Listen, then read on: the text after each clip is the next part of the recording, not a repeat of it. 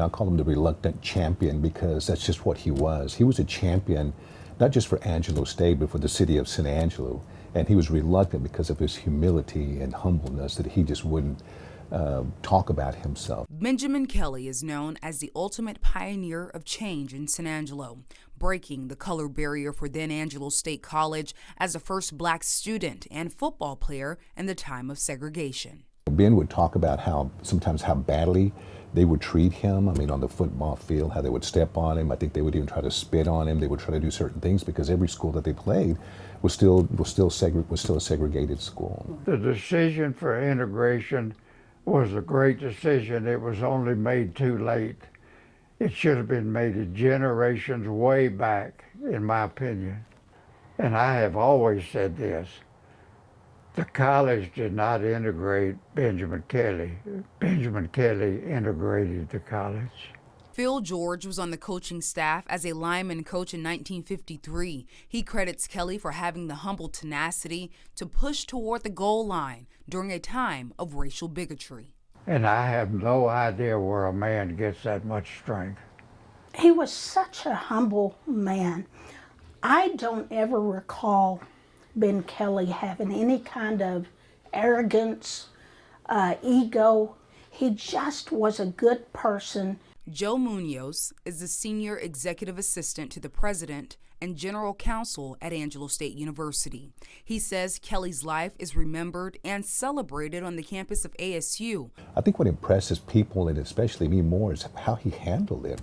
And if you knew Ben personally, there's no one else in the San Angelo or anywhere that I can think of that I've ever met in my life that could have done what Ben Kelly did.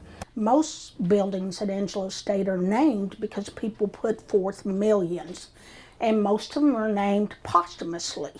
The person that's being named is still with us.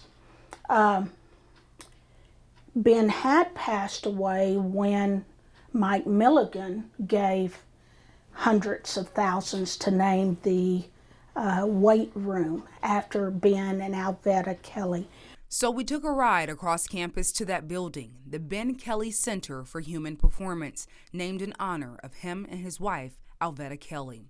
The building is an all-purpose facility for fitness, outdoor adventures, and extracurricular activities for the student body. In the lobby, a plaque rests on the wall for students to acknowledge the legacy of Kelly and how he changed history 70 years ago. And a lot of people don't realize, a lot of people don't wonder or research why buildings were named after certain people. But in this particular case, I would hope that our students, all our students, would take an interest in reading who Ben Kelly was and what he did. So yes, that is a legacy that the players now and the players for years to come can look at that name, Alveda and Ben Kelly. After his football career, Ben Kelly would return to San Angelo and become an advocate and instrumental voice of change for the local Boys and Girls Club. I miss him. I miss him. I miss his character. This is what we need. People like that is who we need nowadays. You know, we need heroes. We need reluctant heroes, reluctant champions, but we need more people like Ben Kelly. And I wish we had more people like that. Benjamin Kelly died in 2014 at the age of 83.